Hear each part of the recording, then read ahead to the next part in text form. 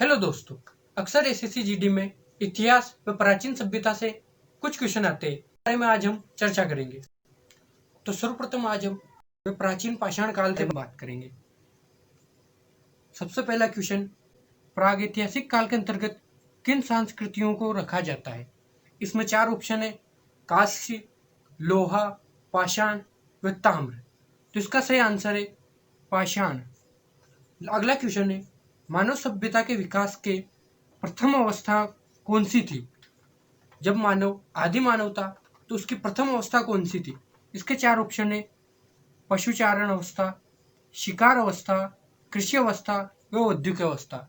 इसका सही आंसर है शिकार अवस्था। अगला क्वेश्चन है, प्रागैतिहासिक काल के उपकरण एवं हथियार किससे बनाए जाते थे? जब आदि मानव था तो उस टाइम वह अपना हथियार किससे बनाता था? इसके 4 ऑप्शन है, लोहा, तांबा, पत्थर व कांसा। इसका सही आंसर है पत्थर।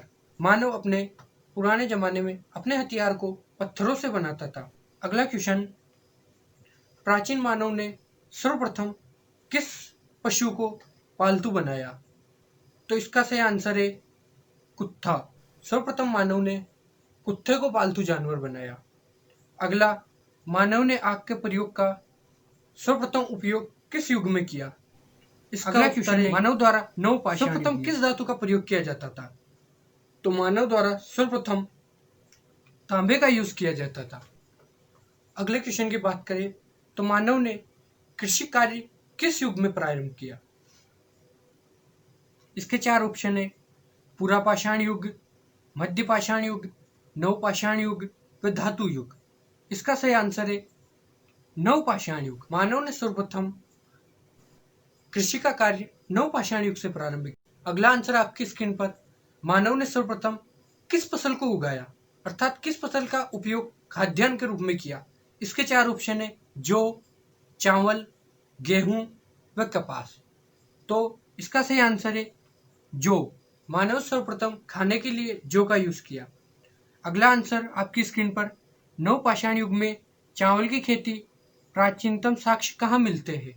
अर्थात सर्वप्रथम वैज्ञानिकों को चावल के साक्ष्य कहाँ पर मिले? इसके 4 ऑप्शन है, मेहरानगढ़, कोल्डियावा, बुर्जहोम व देमाबाद। इसका सही ऑप्शन है कोल्डियावा। अर्थात सर्वप्रथम वैज्ञानिक को चावल के अवशेष कोल्डियावा में मिले। अगला ऑप्शन, सिंधु घाटी सभ्यता किस काल की सभ्यता मानी जाती है? इसके ऑप्शन है, पुरापाषाण, लौह काल व कांस्ययुगीन सभ्यता। तो इसका सही आंसर है सिंधु घाटी सभ्यता एक कांस्ययुगीन सभ्यता है। अगला क्वेश्चन की बात करें तो अगला क्वेश्चन आपकी स्क्रीन पर, हड़प्पा की खुदाई सर्वप्रथम कब हुई थी? तो इसका सही आंसर है सर्वप्रथम हड़प्पा की खुदाई 1921 से स्टार्ट हुई थी। अगला क्वेश्चन स्क्रीन पर यह रहा, निम्न में से किस स्थल को मृतकों का टीला कहा जाता है? इसके ऑप्शन है, हड़प्पा, धोलावीरा, मोहनजोदाड़ो व कालीबंगा। इन चारों में से मृतकों का टीला किसे कहा जाता है? तो इसका सही आंसर है मोहनजोदाड़ो। मोहनजोदाड़ो को मृतकों का टीला कहा जाता है। अगला क्वेश्चन आपकी स्क्रीन पर, मोहनजोदाड़ो को खोदने का श्रेय, अर्थात इस टीले को खोदने का श्रेय किस वैज्ञानिक को जाता है? तो इसके ऑप्शन है, राखालदास बनर्जी, दयाराम साहनी, जॉन मार्शल व माध्यम स्वरूप वत्स। तो इसका आंसर है राखालदास बनर्जी। अगला क्वेश्चन आपकी स्क्रीन पर, हड़प्पा सभ्यता के विशाल स्नानागार के साक्ष्य कहाँ पर मिले? तो इसका सही आंसर है मोहनजोदाड़ो से। अर्थात मोहनजोदाड़ो में स्नान करने के लिए बड़े बड़े विशाल स्नानागृह थे। अगला क्वेश्चन सुमेलित कीजिए। यहाँ पर नगर व नदियां दी गई है, जिनके ऑप्शन है, हड़प्पा रावी नदी पर, मोहनजोदाड़ो सिंधु नदी पर, कालीबंगा घग्गर नदी पर, लोथल सतलज नदी पर। इसका गलत आंसर है लोथल, क्योंकि हड़प्पा रावी नदी पर सही आंसर है, मोहनजोदाड़ो सिंधु नदी पर सही आंसर है, कालीबंगा घग्गर नदी पर सही आंसर है, लेकिन लोथल गुजरात में स्थित है, जो भागवा नदी पर स्थित है, अर्थात लोथल भागवा नदी के किनारे स्थित है। तो इसका गलत युग्म डी है। अगला क्वेश्चन आपकी स्क्रीन पर, सिंधु घाटी सभ्यता में गोदीवाड़ा का साक्ष्य कहाँ प्राप्त हुआ है? इसका ऑप्शन है धोलावीरा, लोथल, सुरकोटड़ा व चलगुदड़ो। इसके आंसर है लोथल। अगला क्वेश्चन, निम्न में से किस धातु का प्रयोग हड़प्पा के लोग नहीं करते थे? इसके ऑप्शन है सोना, चांदी, कांसा व लोहा। हड़प्पा के लोग इसमें से सोने का यूज करते थे, चांदी का यूज करते थे, कांसा का यूज करते थे, लेकिन लोहे का यूज हड़प्पा के लोग नहीं करते थे। अगला क्वेश्चन, किस हड़प्पा सभ्यता स्थल में कांस्य नर्तकी की मूर्ति प्राप्त हुई है? इसका ऑप्शन है मोहनजोदाड़ो, हड़प्पा, कालीबंगा व चलगुदड़ो। तो इसका सही आंसर है मोहनजोदाड़ो से, अर्थात कांस्य नर्तकी की मूर्ति मोहनजोदाड़ो से प्राप्त हुई है। अगला क्वेश्चन आपकी स्क्रीन पर, वैदिक सभ्यता से संबंधित आर्य भारत में सबसे पहले कहाँ बसे थे? सप्त सिंधु प्रदेश में, गंगा यमुना दोहा पर, गग्गर हकरा पाट पर व इन सभी जगहों पर। तो इसका सही आंसर है आर्य भारत में सर्वप्रथम सप्त सिंधु प्रदेश में बसे थे। अगला क्वेश्चन आपकी स्क्रीन पर, ऋग्वैदिक काल का सर्वाधिक महत्व किस देवता को दिया जाता था? तो इसका सही आंसर है इंद्र देवता को, क्योंकि लोगों का मानना है कि इंद्र देवता द्वारा ही वर्षा होती है, जिससे हमारी फसल पैदा होती है।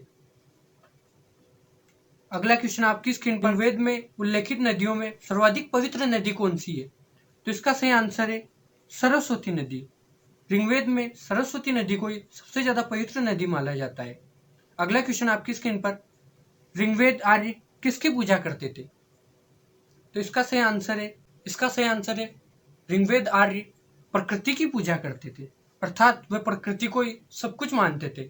अगला क्वेश्चन आपकी स्क्रीन पर, गायत्री मंत्र का उल्लेख किस वेद में है? इसके ऑप्शन है यजुर्वेद, अथर्ववेद, ऋग्वेद व सामवेद। इसका सही आंसर है ऋग्वेद।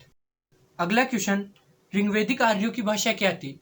तो इसका सही आंसर है ऋग्वैदिक आर्यों की भाषा संस्कृत थी। अगला क्वेश्चन, निम्नलिखित में से प्राचीनतम वेद कौन सा है? तो इसका सही आंसर है सबसे प्राचीनतम वेद ऋग्वेद है। अगला क्वेश्चन, निम्नलिखित में से किस वेद की रचना गद्य एवं पद्य दोनों में की गई है? अर्थात वे कौन सा वेद है जो गद्य में और पद्य में दोनों में है? इसका सही आंसर है यजुर्वेद। यजुर्वेद एक ऐसा वेद है जो गद्य